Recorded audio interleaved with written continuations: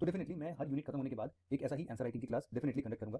और इसके बेसिस पर जब एक बार ज्योग्राफी पूरा हम समझ लेंगे, खत्म करेंगे, उसके पहले पहले भी मैं आपके साथ एक बार फिर से पूरे ज्योग्राफी को समराइज करते हुए अच्छे अच्छे क्वेश्चंस को मैं जरूर से डिस्कस करूंगा, ठीक है, जिसके बेसिस पर आप अपनी प्रिपरेशन को स्ट्रीमलाइन कर सको। चलो, आज का जो ये पूरा क्लाइमेटोलॉजी का पोर्शन है ये स्टार्ट होता है the most basic form of climatology, that is atmosphere. अब चूंकि एटमॉस्फेयर के बारे में हम हमेशा जानते हैं, हम हमेशा से पढ़ते आए हैं, इवन हम अपने चारों तरफ अगर सिर घुमा के अभी भी देखें तो वो क्या है, एटमॉस्फेयर ही है। एटमॉस्फेयर मतलब और भी चीजें हैं, लेकिन ऑब्वियसली उसमें एटमॉस्फेयर भी है। तो इस एटमॉस्फेयर मतलब कि क्या इसमें केवल और केवल एयर पार्टिकल्स होते हैं या फिर इसमें कुछ और भी चीजें कॉन्स्टिट्यूट करता है एटमॉस्फेयर, इसके बारे में हम चर्चा करेंगे। और साथ ही साथ हम पढ़ेंगे कि आखिरकार एटमॉस्फेयर के कौन कौन से लेयर्स हैं, इस एटमॉस्फेयर का क्या रोल है। तो हम सबसे पहले इंडेक्स देख ही लेते हैं। देखो, ये हम इतने टॉपिक्स को आज हम पढ़ने की कोशिश कर रहे हैं। एटमॉस्फेयर में सबसे पहले हम देखेंगे कि क्या रोल है इसका, क्या जरूरत आन पड़ी है जिसके बेसिस पर हम एटमॉस्फेयर को अपने अर्थ के चारों तरफ देखते हैं, और क्या ये लाइफ जीने का एक तरीका या फिर सॉरी एक लाइफ जीने का एक बेसिस प्रोवाइड करता है क्या। तो इन सब बेसिस पर हम जरा सा रोल ऑफ एटमॉस्फेयर को पढ़ेंगे। इसके बाद एटमॉस्फेयर किन किन चीजों से मिलकर बना है उनको हम डिस्क्राइब करेंगे। ग्रीन हाउस गैसेस क्या होते हैं और major greenhouse gases atmosphere में कौन कौन से प्रेजेंट हैं उनके बारे में चर्चा करेंगे। एटमॉस्फेयर के बेसिक स्ट्रक्चर्स के बारे में चर्चा करेंगे। जैसे कि आप देखो कि बहुत सारा, जैसे कि ये हमारा अर्थ है और इस अर्थ के चारों तरफ अगर एटमॉस्फेयर हमें देखने को मिलता है, तो ये जो एटमॉस्फेयर का लेयर है ये आखिरकार ये कौन कौन से लेयर में कौन कौन से कैरेक्टरिस्टिक्स के साथ आता है, इसको हम पढ़ने की कोशिश करेंगे। देखो, आज के इस लेक्चर में थोड़ा सा आप इस बेसिस पर फोकस करना कि हम आज की क्लास को इस हिसाब से पढ़ेंगे कि इन कमिंग फ्यूचर हमको ये लेक्चर ना ही वापस से रिवाइज करना पड़े और ना ही हमको कुछ भी कॉन्सेप्ट इसमें से हम मतलब दोबारा कभी भी इस पे झांक के देखनी पड़े। आज इसको इतने बढ़िया तरीके से अभी के मेरे साथ ही साथ आप इसको पढ़ के खत्म कर दो कि दोबारा कभी आपको इसको उठा के देखना ना पड़े, क्योंकि बहुत ही बेसिक सी चीजें हैं इसमें अंदर और उन बेसिक चीजों को हम ऑलरेडी जानते हैं। एक क्विक रिवीजन के फॉर्म में हम इसको देख सकते हैं। जो भी आपके डाउट्स होंगे क्लियर हो जाएंगे। नेक्स्ट लेक्चर से हम कुछ कॉन्सेप्ट्स पे जंप है, इन सब के बारे में हम डिटेल से चर्चा स्टार्ट करेंगे, अपने कॉन्सेप्चुअल अंडरस्टैंडिंग को बिल्ड करेंगे। फिलहाल आज हम कुछ बेसिक चीजें ही हैं ये एक्चुअल में, तो हम इनको सबसे पहले एटमॉस्फेयर से स्टार्ट करते हैं। देखो, एटमॉस्फेयर क्या है, अगर हम अर्थ के सरफेस पर खड़े हो जाएं और अपने ऊपर के दिशाओं में चीजों को देखना स्टार्ट करें तो हम देखेंगे कि एक ब्लैंकेट टाइप का एक हम बोल सकते हैं कि हवा एक चादर जैसा हम ओढ़ के सोते हैं जिनको, वैसा ही अर्थ सरफेस के लिए उसकी चादर का काम करता है ये एटमॉस्फेयर। ये एटमॉस्फेयर बेसिकली हजारों किलोमीटर में फैला हुआ है अलग अलग लेयर्स में, जैसे कि troposphere, stratosphere, mesosphere, thermosphere, ionosphere और एक्सोस्फियर। ये कुछ सीक्वेंस वाइज इन लेयर्स के नाम हैं, इनके अलग अलग हाइट और अलग अलग कैरेक्टरिस्टिक्स हैं। तो हम अगर अर्थ के ऊपर खड़े हैं तो आखिरकार हमको क्या क्या चीजें दिखती हैं। एक तो हमको दिखता है लिथोस्फियर। लिथोस्फियर मतलब कि वो टेरेस्ट्रियल चीजें जैसे कि लैंड सर्फेसेस हैं, माउंटेन्स, प्लेट्यूज, ये सारी चीजें। इनके अलावा हमको दिखता है हाइड्रोस्फियर और इनके अलावा हमको दिखता है एटमॉस्फेयर। ठीक, एक और चीज होती है जो कि हमको पता होना चाहिए, जिसका अभी यूपीएससी ने हाल फिलहाल में क्वेश्चन भी पूछा था। इन तीन के अलावा और कुछ दिखता है क्या? अच्छा आप बताओ। देखो, दिखता तो है, हमको दिखता है क्रायोस्फियर। अब आप पूछोगे कि ये क्रायोस्फियर क्या होता है। देखो, बहुत बार ऐसा होता है कि ये जो वाटर है ये हमें सिंपल वाटर या फिर लिक्विड स्टेट में नहीं देखने को मिलता है। बहुत बार ये वाटर हमें सॉलिड स्टेट में देखने को मिलता है। तो जहां पर भी ऐसे जैसे कि ग्लेशियर्स वाला एरिया है जहां पर हमको टेरेस्ट्रियल ऑब्जेक्ट्स नहीं दिख रहे, मतलब लैंड सर्फेस, सॉइल वगैरह ये सब कुछ नहीं है तो पानी ही, लेकिन पानी जो है बिल्कुल जमा हुआ है। तो ऐसे स्फीयर्स को, हालांकि उसको हम लोग हाइड्रोस्फीयर के अंदर भी कवर कर सकते हैं, लेकिन स्पेसिफिकली उसको एक और टर्म दिया गया है जिसका नाम है क्रायोस्फीयर। ठीक है, क्रायोस्फीयर, जहां पर भी क्रायो वर्ड ऐड हो जाए आप समझो कि वहां पर काफी कम टेम्परेचर वाली चीजों की बात हो रही है। जैसे कि क्रायो टेक्नोलॉजी अगर हम अपने जेट प्लेन्स में या फिर हम अपने सैटेलाइट्स में या फिर हम अपने स्पेस लॉन्च व्हीकल्स में लगाते हैं तो हम क्रायोस्फीयर का मतलब है कि हम कुछ ऐसी टेक्नोलॉजी का यूज कर रहे हैं जो कि काफी कम टेम्परेचर या फिर 0 डिग्री सेल्सियस या इससे भी कम टेम्परेचर पर ऑपरेबल है। ठीक है, तो हम क्रायो क्रायो का वर्ड ऐसे समझेंगे। तो जब भी क्रायो नाम आए तो आप समझ लेना कि कहीं ना कहीं किसी न किसी ठंडी चीज की बात हो रही है यहाँ पर। ठीक है, चलो, ये तो हमने समझा कि हम जब भी अर्थ सर्फेस पर खड़े होते हैं तो उनमें से क्या क्या चीजें दिखती हैं। एक हमारा टेरेस्ट्रियल, लिथोस्फीयर, हाइड्रोस्फीयर, एटमॉस्फेयर और छोटा सा कहीं ना कहीं क्रायोस्फीयर। क्रायोस्फीयर हर जगह देखना जरूरी नहीं है, लेकिन फिर भी हम इसको कंबाइन कर ही लेते हैं। अब देखो क्या होता है कि हमने शुरुआती दिनों में जब ज्योग्राफी पढ़ना स्टार्ट किया था तो हमने देखा था कि अर्थ के पास अपना खुद का एक रेडियस होता है। वो रेडियस हमने पढ़ा था लगभग 6400 किलोमीटर का, ये आपको याद होगा। अब इसके कंपैरिजन में अगर हम लोग यहाँ पर एटमॉस्फेयर की बात करें तो ये काफी छोटा, काफी पतला, एक थिन लेयर ऑफ गैस होगा। और ये बेसिकली अर्थ के सरफेस से चिपका हुआ इसलिए है क्योंकि अर्थ के पास इतने बड़े मास के साथ यहाँ पर आता है ग्रेविटेशनल फोर्स ऑफ अट्रैक्शन। तो ये जो ग्रेविटेशनल पुल है यही कहीं ना कहीं हमारे एटमॉस्फेयर के छोटे छोटे एयर पार्टिकल्स को अपने साथ चिपकाए हुए रखता है। अब जैसे जैसे हम अर्थ सर्फेस के ऊपर जाते जाएंगे तैसे तैसे हमारा जो ग्रेविटेशनल फोर्स ऑफ अट्रैक्शन है वो कम होता जाएगा। इसीलिए जो भी एटमॉस्फेरिक कॉन्सेंट्रेशन है वो हमारे अर्थ के पास में काफी ज्यादा देखने को मिलेगा और ऊपर चलते चलते ये डाइवर्सिफाई हो जाएगा, रेरिफाइड हो जाएगा, बिल्कुल बहुत अलग अलग, मतलब कि एक एक दो गैसेस एटम्स के बीच में हो सकता है कि 100 किलोमीटर का डिफरेंस हो जाए। हाँ, मतलब एक यहाँ मिल रहा है एटम तो दूसरा पता नहीं कितनी दूर में मिल रहा है, मतलब इतने, और आगे चल के ऊपर एग्जोस्फीयर के बाद ये हमारा स्पेस से मिल जाता है। अब जब भी स्पेस से मिल जाएगा तुमको पता है कि स्पेस में हमारे क्या कोई गैस वगैरह है क्या? पूरा का पूरा वैक्यूम है। ठीक, कोई भी गैस पार्टिकल नहीं मिलते हैं वहां पर, कोई भी एटम पार्टिकल्स कुछ नहीं मिलते हैं। तो इस तरीके से धीरे धीरे करते करते ये सब कुछ स्पेस में मिल जाता है। तो इस एटमॉस्फेयर की हम चर्चा करते हैं। देखो क्या होता है, जिस हिसाब से मैंने अभी बताया कि डेंसिटी वेरिएशन होगा, और डेंसिटी किस पे डिपेंडेंट है?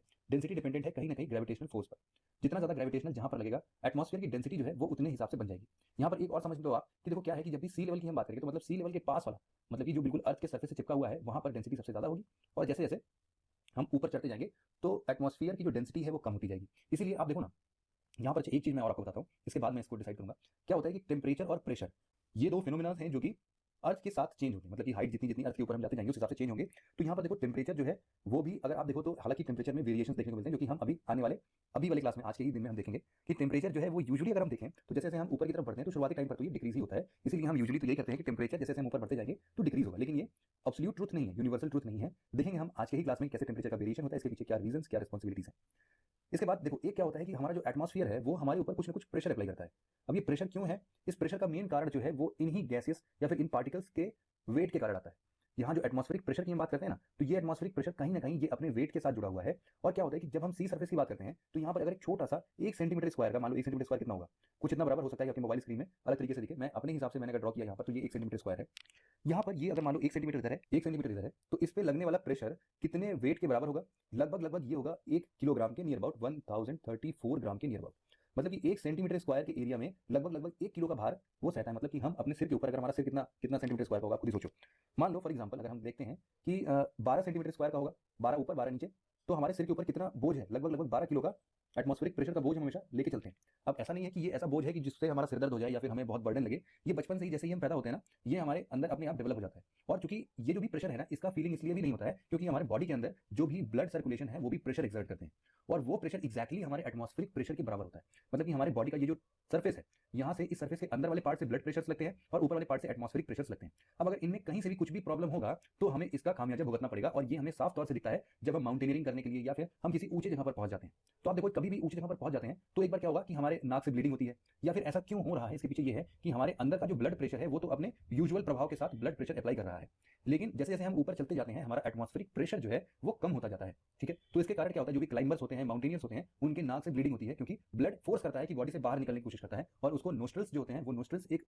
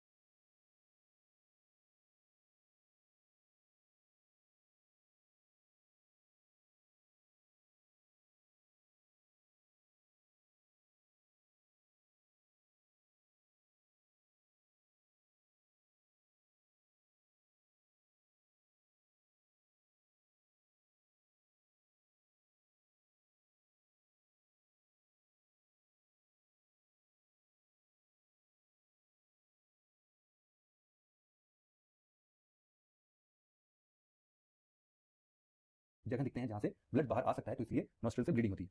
इसके अलावा आप ये भी देखो, कभी भी आपने एक्सपीरियंस किया होगा इस चीज़ को कि आप जब भी हिल स्टेशन वगैरह पर जाते हो तो आपको मतलब सुनाई कम देने पड़ता है, या फिर आप कभी भी एरोप्लेन से अगर आपने ट्रैवल किया हो तो आपने उसमें भी देखा होगा कि कान जो है ना आपकी चीज़ों को सुनना काफ़ी कम कर देता है। वो इसलिए होता है कि जो भी आपके कान के पर्दे होते हैं, जिनको हम नॉर्मल शब्दों में पर्दे ही बोलते हैं, वो पर्दे जो है ना वो ब्लड प्रेशर के चलते वो बाहर की तरफ फूल जाते हैं, मतलब इसमें प्रेशर लगता है। तो इससे क्या होता है कि ये हमारे जो भी वॉइस एक्सेप्ट करते हैं इन ड्रम्स के बाद, वो एक्सेप्टेंस हो नहीं पाती है और इससे हमें थोड़ा कम सुनाई देता है। तो हमें थोड़ा सा कुछ भी करना पड़ता है इसके चलते, या तो आप नॉर्मली हम क्या करते हैं, अगर हमारा ऐसे, या फिर आप कभी भी हिल स्टेशन जाओगे तो भी आपका सिमिलर सिचुएशन आपको देखने को मिलेगा कि हम जिसको बोलते हैं ना कान हमारा बिल्कुल सुन्न हो जाता है, कि हमारा ये जो भी सुनाई देना बहुत कम पड़ जाता है। तो हमें कुछ नहीं करना होता, बस कुछ भी पानी वगैरह अगर आप पी लो तो इससे भी आपकी ये सारी जो भी प्रॉब्लम्स हैं ये दूर हो जाती हैं। तो कुछ भी ऐसा इशू नहीं है मतलब इन सब में, लेकिन फिर भी इसके पीछे हम क्या साइंस पढ़ सकते हैं मैं उसको बताने की कोशिश कर रहा हूँ कि इसके पीछे एटमॉस्फेरिक प्रेशर का कम होना है, और यही एक एविडेंस भी है जिसको हम इजीली अब आज के बाद हम ये समझ सकेंगे कि एटमॉस्फेरिक प्रेशर जब भी हम ऊपर की तरफ जाएंगे तो एटमॉस्फेरिक प्रेशर कम ही होता हुआ जाएगा। ठीक है, अब देखो यहाँ पर हम पढ़ते हैं कि अर्थ के एटमॉस्फेयर का क्या रोल है। अब हमें पता है कि एटमॉस्फेयर में बहुत सारी गैसेस मिलते हैं, जैसे कि ऑक्सीजन है, कार्बन डाइऑक्साइड है, नाइट्रोजन है। ये कुछ इंपॉर्टेंट गैसेस मटेरियल्स हैं, इंपॉर्टेंट गैसेस कॉम्पोजिशंस हैं हमारे एटमॉस्फेयर में। इनके चलते क्या होता है, अब मान लो जैसे ऑक्सीजन है, ऑक्सीजन तो हमारे लिए, हम हमारे लिए, आपके लिए, जो भी लिविंग ऑर्गेनिजम्स होते हैं, मतलब जो भी एनिमल्स वाले होते हैं, उनमें आप देखोगे कि ये एनिमल्स की टेंडेंसी होती है कि वो रेस्पायर करते हैं, सांस लेते हैं। तो इन सांस लेने के चक्कर में वो एयर रेस्पायर करते हैं, लेकिन सबसे इंपॉर्टेंट जो फैक्टर होता है वो कहीं ना कहीं ऑक्सीजन रिस्पॉन्सिबल होता है बाकी उनके बॉडी के अलग अलग फंक्शनिंग के लिए। तो इसके वजह पर ऑक्सीजन अपने आप में बहुत ही इंपॉर्टेंट रोल प्ले करता है लाइफ स्टाइल या फिर एक पूरे जिंदगी या फिर लाइफ को कंट्रोल करने के लिए, लाइफ सपोर्ट प्रोवाइड करने का काम करता है ऑक्सीजन। सेम इसी तरीके से जो भी हमारा प्लांट किंगडम है वो कार्बन डाइऑक्साइड एक्सेप्ट करता है, इनहेल करता है, और इसके बेसिस पर वो अपना खाना वगैरह बनाता है फोटोसिंथेसिस, सनराइज की मदद से। लेकिन कार्बन डाइऑक्साइड उनके लिए एक बहुत ही इंपॉर्टेंट गैस है। इसके अलावा आप नाइट्रोजन को देखिए, नाइट्रोजन भी कहीं ना कहीं प्लांट्स वगैरह के लिए ही यूज होता है। लेकिन नाइट्रोजन का क्या है कि अपने हिसाब से प्लांट्स इनको डायरेक्टली एब्जॉर्ब नहीं करते हैं, बल्कि ऐसे बहुत सारे बैक्टीरियाज वगैरह होते हैं। इन बैक्टीरियाज के चलते नाइट्रोजन जो है वो पहले किसी दूसरे फॉर्म में कन्वर्ट होगा। इन्वायरमेंट में हम बहुत अच्छी तरीके से पढ़ते हैं कि बहुत सारे ऐसे बैक्टीरियाज लाइक जो बैक्टर होते हैं जिनको हम लोग नाइट्रोजन फिक्सेसिंग बैक्टीरिया के नाम से जानते हैं। ये नाइट्रोजन फिक्सेसिंग बैक्टीरिया प्लांट्स को नाइट्रोजन प्रोवाइड तो करते हैं, लेकिन डायरेक्टली नाइट्रोजन मतलब N2 के फॉर्म में नहीं, पहले वो N2 को अपने आप में एब्जॉर्ब करते हैं, इसको नाइट्राइट्स में चेंज करते हैं, नाइट्रेट्स में चेंज करते हैं, और इस वे में वो प्लांट को नाइट्रोजन की सप्लाई करते हैं। तो हर एक गैस मॉलिक्यूल्स जो भी यहाँ पर प्रेजेंट है उनका अपना रोल है, केवल और केवल हमारे लाइफ सिस्टम को सपोर्ट करने के लिए ही नहीं, बल्कि बहुत सारी दूसरी चीजों के लिए भी एटमॉस्फेयर इंपॉर्टेंट रोल प्ले करता है। जैसे कि आप देखोगे कि जो भी हमारे आसपास का बायोफिजिकल प्रोसेस है, जैसे कि मान लो कि सन से सोलर फ्लेयर्स आते हैं, सोलर रेडिएशंस आते हैं, उनकी इतनी खतरनाक फ्रीक्वेंसीज होती हैं कि अगर हमारे अर्थ पे ऐसा एटमॉस्फेयर ना हो तो ये हम तक डायरेक्टली पहुंचेंगी, और जब भी डायरेक्टली पहुंचेंगी तो हमारे स्किन को इफेक्ट करेंगी, इससे हमें स्किन कैंसर भी हो सकता है। और इनफैक्ट इनके ना रहने पे हम इतनी ज्यादा टेम्परेचर हमारे अर्थ पर डेवलप होने लगेगा कि हम उसको कभी भी एक्सेप्ट नहीं कर पाएंगे। अब यहाँ पर एक चीज आपको और ध्यान देना पड़ेगा कि इन्हीं एटमॉस्फेयर में ना केवल एब्जॉर्ब करने की क्षमता है, बल्कि सोलर रेडिएशंस जो भी हमारे अर्थ सरफेस के द्वारा एब्जॉर्ब किए जाते हैं और रात में उनको एमिट किए जाते हैं, इनको भी ट्रैप करने की क्षमता होती है एटमॉस्फेयर के अंदर। क्या होता है, पहली बात तो ये कि जो भी हार्मफुल अल्ट्रावायलेट रेज सन के थ्रू आती हैं हमारे पास, ये मान लो अर्थ है हमारा, तो इसको ब्लॉक करके या फिर रिफ्लेक्ट कर देती है। दूसरा, मान लो जो भी हीट वगैरह हमारे यहाँ पर पहुंचती है, उसको रात के टाइम पर अगर ये चाहेगा तो ये बिल्कुल से रिफ्लेक्ट कर दे अर्थ सरफेस पे रात के टाइम पे। लेकिन क्या होता है कि एटमॉस्फेयर इनको ट्रैप करती है इन हीट को, तो इसीलिए हमारे अर्थ पर एक हैबिटेबल एनवायरमेंट बन पाता है इन्हीं एटमॉस्फेयर की देन से। ठीक है, तो ये दो तीन हमने रोल पढ़े ना एटमॉस्फेयर के, और भी हम पढ़ने की कोशिश करते हैं। जैसे कि एटमॉस्फेयर, जैसे हम बता रहे हैं कि जब अर्थ पे हार्मफुल टेम्परेचर्स या फिर बहुत ज्यादा टेम्परेचर को सन से आने वाले को रोकता है, साथ ही साथ जो भी हमारा टेम्परेचर है अर्थ से जो रिफ्लेक्ट होकर बाहर जाता है उसको ट्रैप करता है, तो हमारे यहाँ एक हैबिटेबल टेम्परेचर एक लेवल बनता है, जिसके बेसिस पर हम ये बोल सकते हैं कि ये टेम्परेचर को मेंटेन करने का काम या फिर जो भी एक हीट को मेंटेन करने का काम हमारे अर्थ के लिए करता है।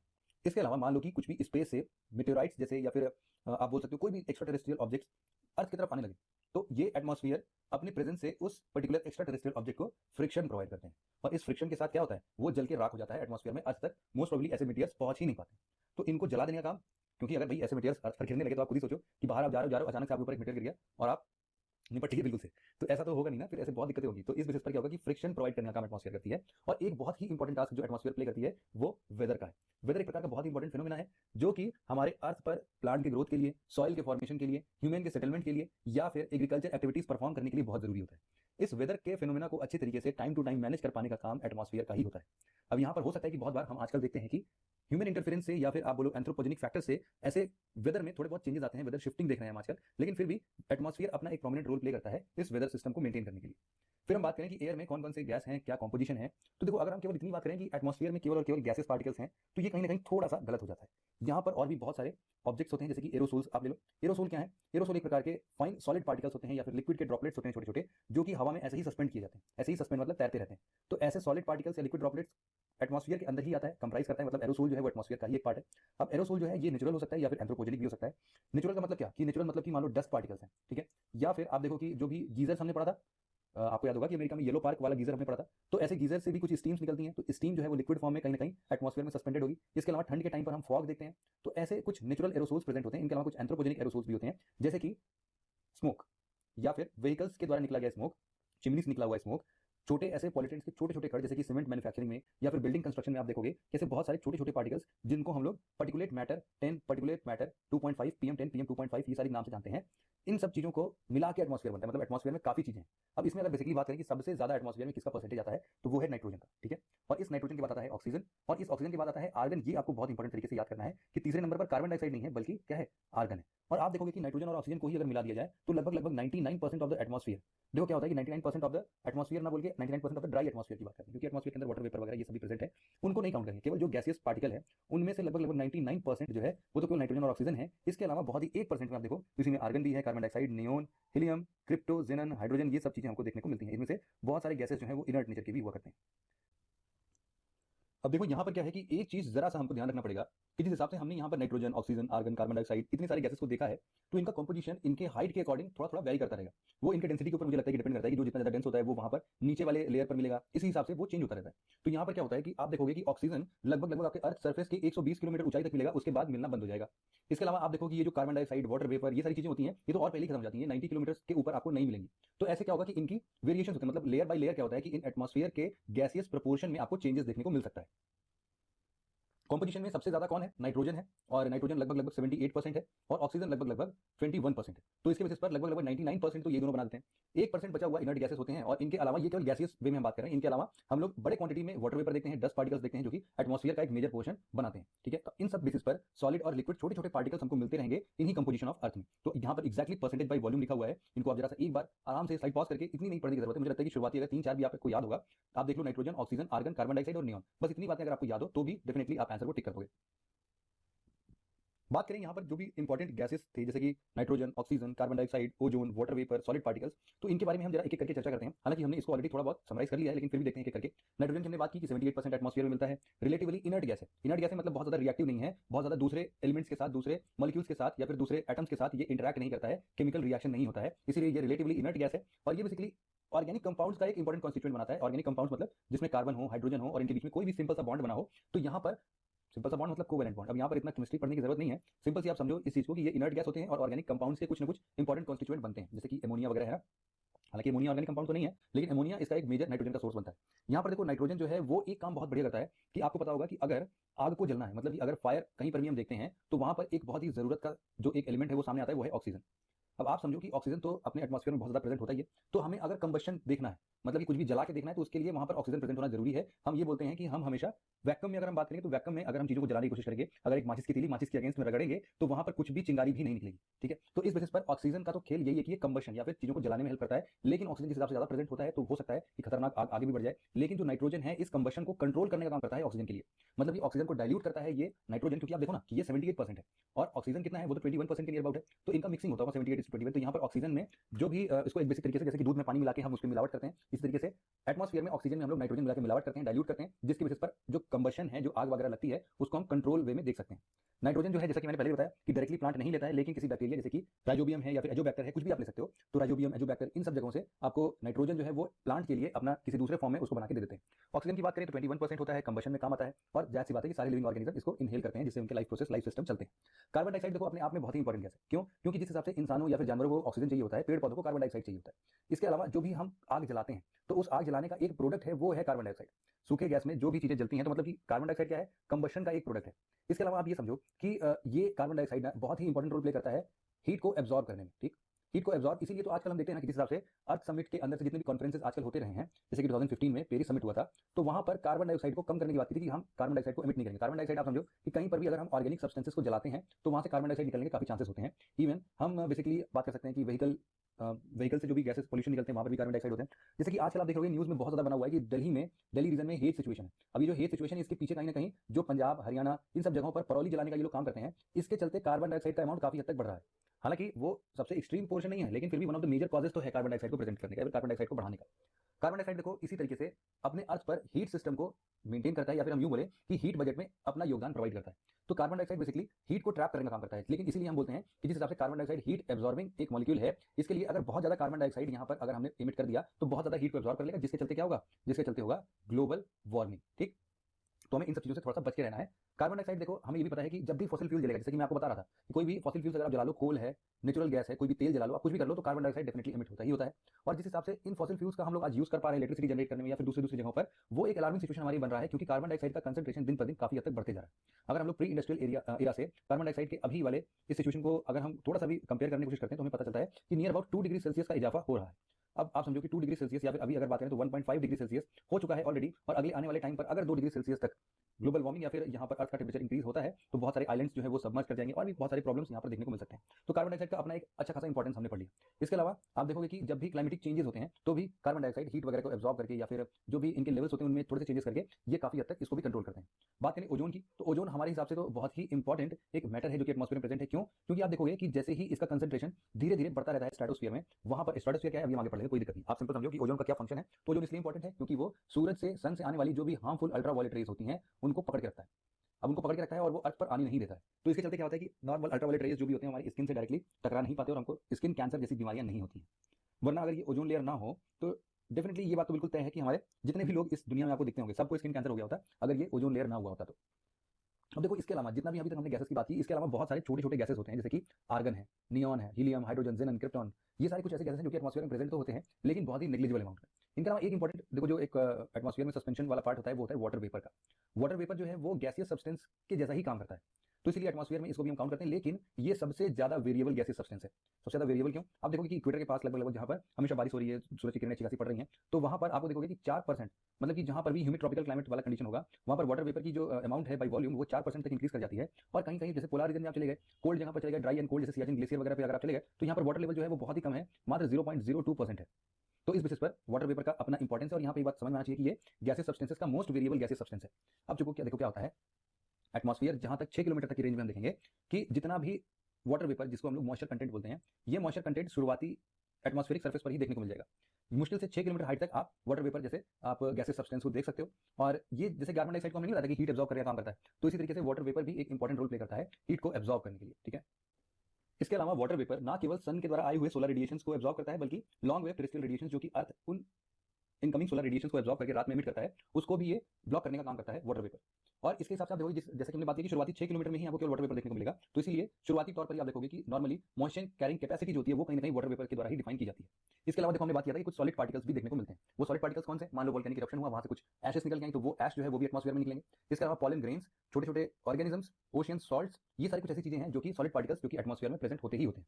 अब यहाँ पर देखो जो भी ऐसे सॉलिड पार्टिकल्स हैं उनका बेसिक फंक्शन क्या है? उनका बेसिक फंक्शन ये है कि जो भी रेडिएशंस वगैरह आती हैं उनको स्कैटर कर दे, रिफ्लेक्ट कर दे, या फिर उनको एब्जॉर्ब कर ले। तो इन सबके बेसिस पर हम देखते हैं क्लाउड्स के अलग अलग कलर देखने को मिलते हैं। जैसे कि ये क्या करते हैं, चीजों को, जो भी ऐसे सॉलिड पार्टिकल्स हैं वो क्या करेंगे कि हमें यूजुअली देखने को मिलता है ना कि मॉर्निंग के टाइम पर, मतलब कि डॉन के टाइम पर, या फिर डस्क के टाइम पर, ट्वाइलाइट के टाइम पर आप देखोगे कि क्लाउड्स जो है वो ऑरेंज कलर की दिखती हैं। ये जो ऑरेंज या फिर रेड कलर है ये कहीं ना कहीं इन्हीं सॉलिड पार्टिकल्स के बेसिस पर काम होता है। अब क्या होता है, कभी कभी आप देखोगे यही सब रिफ्लेक्शंस वगैरह के कारण ये सॉलिड पार्टिकल्स अलग अलग कलर शो करते हैं।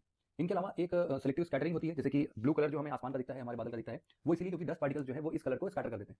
यहाँ पर आपको भी बताना चाहिए कि जो भी सॉलिड पार्टिकल्स हैं ये सबके सब हाइग्रोस्कोपिक नेचर के होते हैं। हाइग्रोस्कोपिक मतलब वाटर को एब्जॉर्ब करने वाले। तो इसीलिए ये सॉलिड पार्टिकल्स के ऊपर क्या होता है कि पानी इकट्ठा होते रहता है, और फिर धीरे धीरे ये कंडेंसेशन जब बिल्कुल अपने पीक पर पहुंच जाएगा, मतलब कि अब इसके पास और क्षमता नहीं होगी कि ये अपने ऊपर पानी के छोटे छोटे बूंदों को एडजस्ट करा पाए, तो फिर ये नीचे की ओर आ जाता है। जैसे ही नीचे की ओर आएगा तो प्रेसिपिटेशन हम बोलेंगे इसको, और यहाँ पर रेनफॉल वाला कंडीशन बन सकता है। तो ये सॉलिड पार्टिकल्स का अपना इंपॉर्टेंट रोल है, क्योंकि ये सॉलिड पार्टिकल्स, डस्ट पार्टिकल्स जो होते हैं उन्हीं पर तो कहीं ना कहीं ये वाटर वेपर वाली चीजें कंडेंस होती हैं, मतलब उन पर टिकी रहती हैं। तो इसलिए सॉलिड पार्टिकल्स का भी अपना एक वजूद है। आप देखो एक क्वेश्चन यहाँ पर कि normally the temperature decreases with increase in Heights from earth surface because, इसका रीजन ये दिया गया है कि the atmosphere can be heated upwards only from the earth surface. तो ये स्टेटमेंट तो सही है कि एटमॉस्फेयर जो है वो ऊपर की दिशा में अर्थ के सरफेस के द्वारा हीटअप किया जाता है। There is more moisture in the upper atmosphere. अभी हमने पढ़ा कि शुरुआती 6 किलोमीटर में ही केवल एटमॉस्फेयर आपको देखने को मिलेगा, उसके बाद नहीं। तो ये स्टेटमेंट गलत है। सेकंड स्टेटमेंट काटते ही हमारा दो ऑप्शन आता है, थर्ड देख लो केवल, the air is less dense in the upper atmosphere. ऐसा बोल रहा है कि एयर जो है वो थोड़ा सा कम डेंस होता है अपर एटमॉस्फेयर में। तो ये बिल्कुल सही है ना, धीरे धीरे वो स्पेस में मिल जाता है तो डेंसिटी काफी कम होती जाती है। तो ये स्टेटमेंट भी सही है। तो 1 and 3 is the correct answer of this question. अब हम देखते हैं कि मेजर ग्रीन हाउस गैसेस कौन कौन से हैं। तो इसमें से यही तीन है, कार्बन डाइऑक्साइड, ओजोन और वाटर वेपर। इसमें से कार्बन डाइऑक्साइड जो है, जैसा कि हमने ऑलरेडी चर्चा कर लिया है कि ये मेटेरोलॉजिकली इंपॉर्टेंट गैस है। इसके बेसिस पर क्या होता है कि मेटेरोलॉजिकली चीजें डिपेंडेंट है कि बारिश होगी नहीं होगी। कार्बन डाइऑक्साइड का अपना हीट जिस हिसाब से वो मेंटेन करता है एटमॉस्फेयर में, इन सब चीजों का भी हम आदान प्रदान देख सकते हैं। तो बेसिकली क्या होता है, कार्बन डाइऑक्साइड एक प्रकार का ट्रांसपेरेंट गैस है जो कि सोलर रेडिएशंस को एक्सेप्ट करता है, टेरेस्ट्रियल रेडिएशन जो कि यहाँ से बाहर जानी होती है उनको भी अट्रैक्ट करता है। तो यहाँ पर कार्बन डाइऑक्साइड का अपना रोल है, और ये एक इंपॉर्टेंट ग्रीन हाउस गैस भी है। अब यहाँ पर ओजोन की बात करें तो ओजोन अपने आप में ग्रीन हाउस गैस का एक इंपॉर्टेंट गैस है, जो कि छोटे छोटे प्रोपोर्शन में अलग अलग जगहों पर देखने को मिलता है। अब ये जो ओजोन है ये कहाँ पर आपको सबसे ज्यादा देखने को मिलेगा, आप खुद ही सोचो। ये जो भी ओजोन है ये बेसिकली आपको स्ट्रेटोस्फीयर में देखने को मिलता है, जहाँ पर ये यूवी रेस को अर्थ तक आने के लिए ब्लॉक करता है। एक और इंपॉर्टेंट ग्रीन हाउस गैस है वाटर वेपर। वाटर वेपर जैसे कि हम चर्चा कर रहे थे, तो जैसे जैसे एटमॉस्फेयर में हम आगे बढ़ते जाते हैं वैसे वैसे वाटर वेपर कम होता जाता है। अभी हमने पढ़ा। और क्या होगा कि सन के इंसोलेशन को ये भी अट्रैक्ट करेगा, और डेफिनेटली ये भी एक अर्थ के लिए ब्लैंकेट का काम करता है कि बहुत ठंडी है बहुत गर्मी है, तो उन सबको इन सब तरीके से क्या होगा कि ब्लैंकेट की तरीके से तो नहीं, लेकिन ऑलरेडी वो हीट को मेंटेन करने का काम वाटर वेपर जरूर करेगा। मीथेन जो है ये अपने आप में एक और इंपॉर्टेंट ग्रीन हाउस गैस है, जो कि बेसिकली एनिमल वेस्ट और बायोलॉजिकल मैटर्स के डिकम्पोजिशन से बनता है। तो हम मीथेन का यूज जैसे बायोगैस वगैरह में करते हैं, तो मीथेन ही उसमें सबसे ज्यादा बनता है। फाइनली हम पढ़ते हैं स्ट्रक्चर ऑफ एटमॉस्फेयर को। स्ट्रक्चर ऑफ एटमॉस्फेयर एक लेयर एंटिटी, जैसे कि एक लेयर में ट्रोपोस्फियर आएगा, फिर स्ट्रेटोस्फियर, फिर मेसोस्फियर, थर्मोस्फियर, फिर एक्सोस्फियर। तो अब इसके बेसिस पर एक एक करके एक एक लेयर को हम पढ़ने की कोशिश करते हैं। यहाँ पर सबसे पहले इन सभी लेयर्स को हम पढ़ेंगे। ट्रोपोस्फियर पढ़ेंगे, ट्रोपोस्फियर जहाँ पे खत्म होता है उसको ट्रोपोपॉज बोलेंगे। उसके बाद स्ट्रेटोस्फियर स्टार्ट होगा, उसके बाद स्ट्रेटोस्फियर में ही ओजोनोस्फियर स्टार्ट होता है। ओजोनोस्फियर और स्ट्रेटोस्फियर के बाद मेसोस्फियर आता है, फिर थर्मोस्फियर, आयनोस्फियर और एक्सोस्फियर। इन सब में कौन कौन से लेयर्स इंपॉर्टेंट है एक करके इनको पढ़ने की कोशिश करते हैं। सबसे पहला जो टॉपिक है वो है थर्मोस्फियर का। अब देखो थर्मोस्फियर बेसिकली आप समझो कि अगर मान लो ये हमारा अर्थ है, तो इक्वेटर के पास में जो इसका हाइट है ट्रोपोस्फियर का, मतलब ये जो गैस वाला पोर्शन है, ये गैस वाला पोर्शन थोड़ा सा वेरी करता है। ठीक है, कैसे? यहाँ पर जो पोल्स है ना, पोल्स के पास लगभग लगभग 8 किलोमीटर ऊंचाई तक रहता है, लेकिन इक्वेटर के पास ये लगभग लगभग 18 किलोमीटर की ऊंचाई तक भी ट्रोपोस्फियर देखने को मिलता है। तो मतलब कि एक और ज्यादा बल्कि नेचर को ये शो करता है ट्रोपोस्फियर। यहाँ पर क्या होता है कि धीरे धीरे गर्म हवाएं जो होती हैं वो ऊपर की तरफ राइज करती हैं, जिसके चलते ट्रोपोस्फियर फाइनली एंड होता है ट्रोपोपॉज पे। उसको क्या बोलेंगे? ट्रोपोपॉज। जहां पर ट्रोपोस्फियर पॉज हो गया, जहां पर रुक गया, उसको बोलते हैं ट्रोपोपॉज।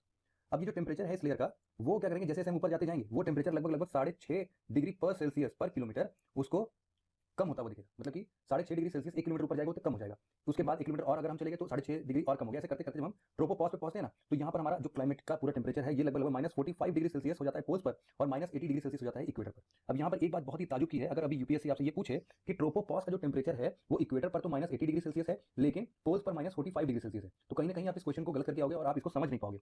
तो यहाँ पर इस डिफरेंस का रीजन ये है ना कि जैसा कि हमने बताया कि भाई यहाँ पर 18 किलोमीटर का डिफरेंस है, तो जब आप 18 किलोमीटर ऊपर पहुंचोगे तो डेफिनेटली ट्रोपोपॉज पर आपको -80 डिग्री सेल्सियस तो मिल ही सकता है ना। वहां तो केवल 8 ही किलोमीटर है, 8 किलोमीटर तक ऊपर पहुंचेंगे तो टेम्परेचर कहां तक पहुंचता है? -45 डिग्री सेल्सियस तक पहुंच जाता है। तो इस पे कंफ्यूजन नहीं होना है। और जब भी यूपीएससी कभी भी ऐसा बोले कि ट्रोपोपॉज वाले टाइम पर इक्वेटर पर -80 डिग्री होता है और पोल्स के ट्रोपोपॉज पर -45 डिग्री होता है, तो ये थोड़ा सा एक अजीब फैक्ट हमको लगता है, जिसके बेसिस पर हो सकता है कि आंसर आप गलत करो, लेकिन अब आप आंसर सही करोगे। अब देखो होगा यूं कि ट्रोपोस्फियर में जैसे जैसे ऊपर जाते जाएंगे ना, क्या होगा कि टेम्परेचर धीरे धीरे कम होता जाएगा। ये जो टेम्परेचर लैप्स हो रहा है इसीलिए हम इसको लैप्स रेट बोलते हैं, ठीक है। जो फॉलिंग टेम्परेचर है उसको हम लोग लैप्स रेट बोलते हैं। और ट्रोपोस्फियर में ऊपर ऊपर जाते जाते हैं तो हम लोग क्या क्या देखेंगे, एक तो टेम्परेचर इन्वर्जन होगा, ठीक है, कि सरफेस के पास चीजें गर्म होंगी और धीरे धीरे ऊपर जाते जाएंगे तो टेम्परेचर कम होता रहेगा। इसके अलावा टर्बुलेंस और एडीज, ये सारी चीजें हैं, जैसे कि जो भी स्ट्रीम्स फ्लो होती है ना हवाओं की, उन सबके बेसिस पर ये टर्बुलेंस और एडीज वाले कॉन्सेप्ट को हम पढ़ते हैं। अब इस वाला देखो कि क्या होता है कि ट्रोपोस्फियर जो है ना वो मेट्रोलॉजिकली सबसे ज्यादा इंपॉर्टेंट है। क्यों है ऐसा? क्योंकि देखो कि जितना भी फिनोमेना इनसे जुड़ा है, जैसे कि एटमॉस्फेयर क्लाइमेट से जुड़ा हुआ है, जैसे कि रेनफॉल हो गया या फिर आजकल फॉग जो बनता है वो हो गया या फिर हेल स्टॉर्म हो गया, इवन यही नहीं बल्कि जो भी साइक्लोन कंडीशन बनते हैं, एंटी साइक्लोन का कंडीशन बनते हैं, जो भी आंधी तूफान ये सब चीजें आती है ना, सब कहीं ना कहीं ट्रोपोस्फियर से ही रिलेटेड है।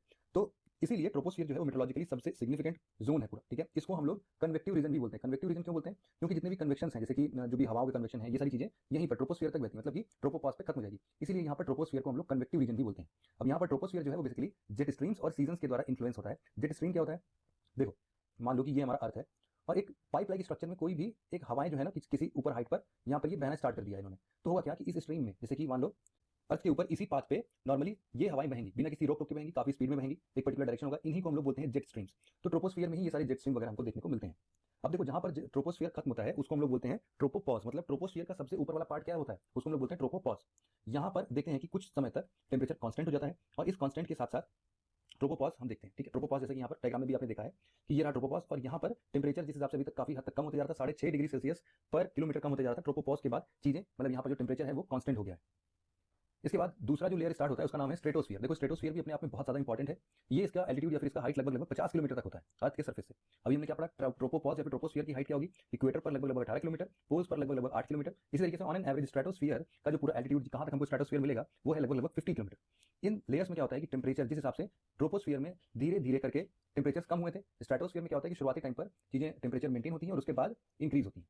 अब यहाँ पर इंक्रीज क्यों होती है? यहाँ पर इंक्रीज इसलिए होगी क्योंकि स्ट्रेटोस्फियर में यहाँ पर क्या मिलता है हमको यहीं पर मिलता है ओजोन का लेयर। मतलब कि जो ओजोनोस्फियर है वो कहाँ पे है? वो स्ट्रेटोस्फियर में है, ठीक है। तो यहाँ पर ये हार्मफुल अल्ट्रावायलेट रेस को जब एक्सेप्ट करती है, एब्जॉर्ब करती है स्ट्रेटोस्फियर के अंदर जो ओजोनोस्फियर है, तो इससे उसका टेम्परेचर धीरे धीरे बढ़ता रहता है।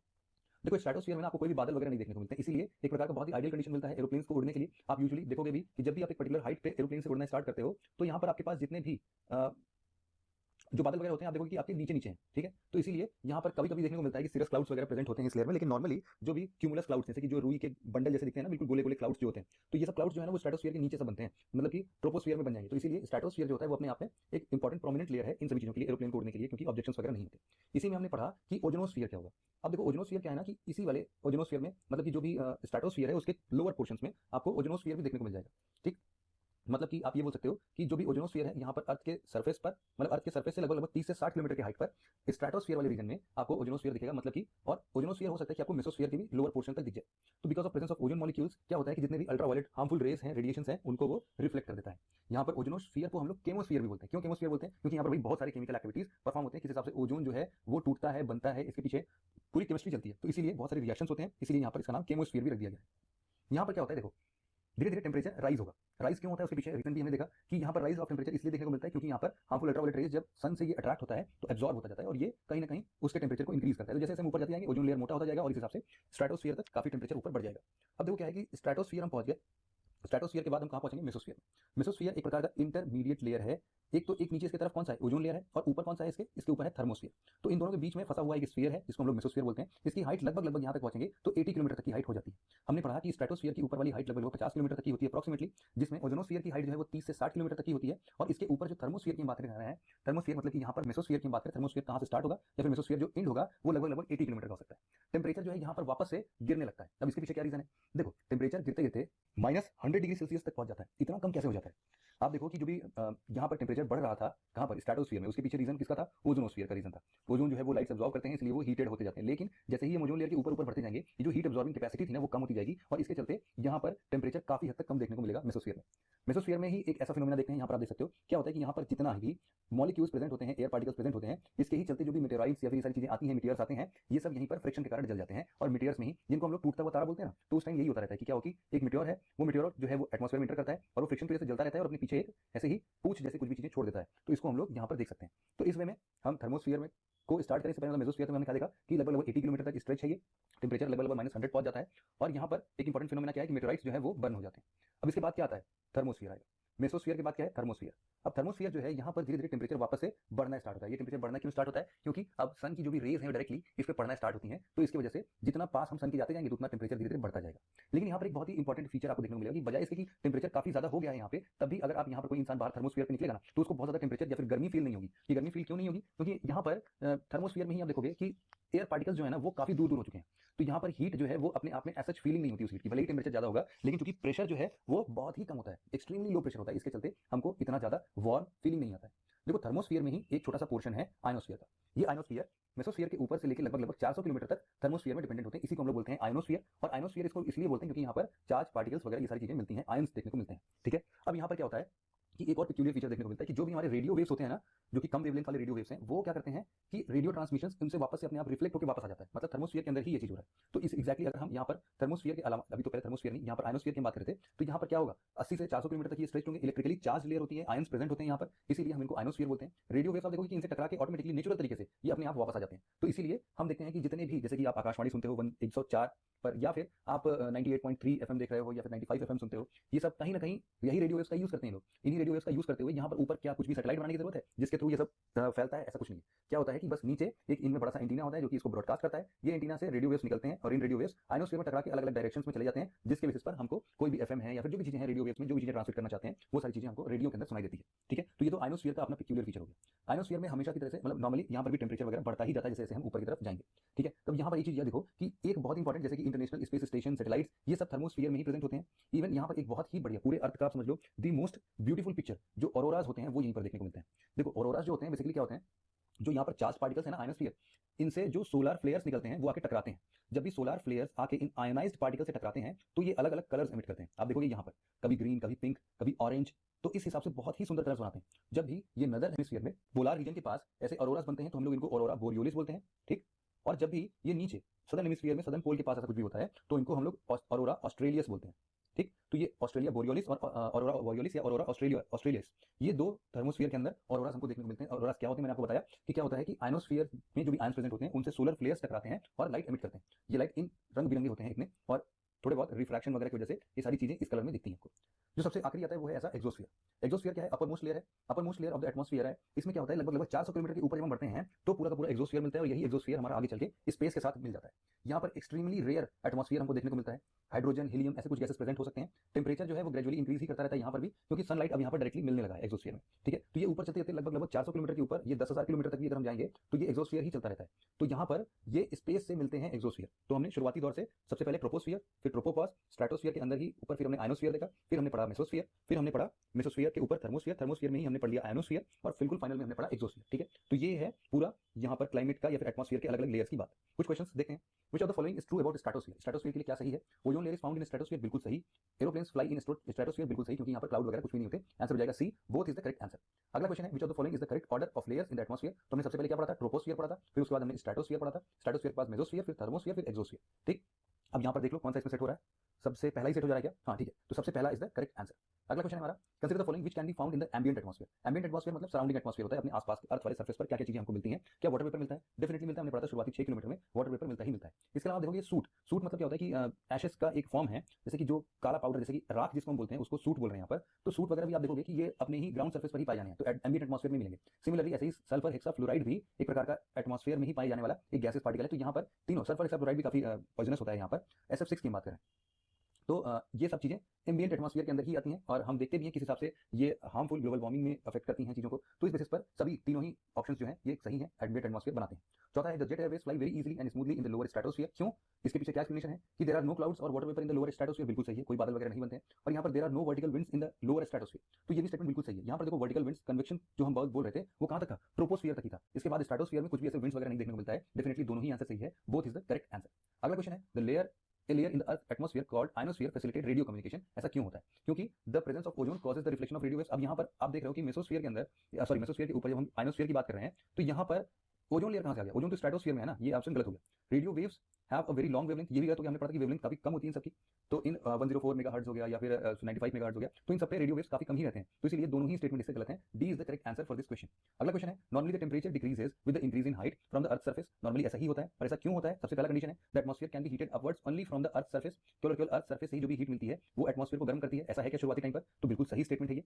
There is more moisture in the upper atmosphere. देखो मोर मॉइस्चर तो नहीं है, अपर एटमॉस्फेयर में तो मॉइस्चर कम हो जाएगा ना, ऐसा आपको कंफ्यूजन नहीं होना चाहिए कि भाई बारिश वगैरह होती है ऊपर से, तो ये सब जो है ना लोअर एटमॉस्फेयर का ही रोल है बारिश वगैरह करने का, तो ये लोअर एटमॉस्फेयर का है, इसलिए ये स्टेटमेंट तो गलत, मतलब ये गलत और ये गलत, दोनों में से कोई भी सही हो सकता है। The air is less dense in the upper atmosphere. ऊपर जाते जाते हैं तो एटमॉस्फेयर में डेंसिटी एयर की कम होती जाती है, तो डेफिनेटली ये स्टेटमेंट बिल्कुल सही है, एटमॉस्फेयर रेरिफाइड होता जाता है। 1 and 3 is the correct answer for this question. अगला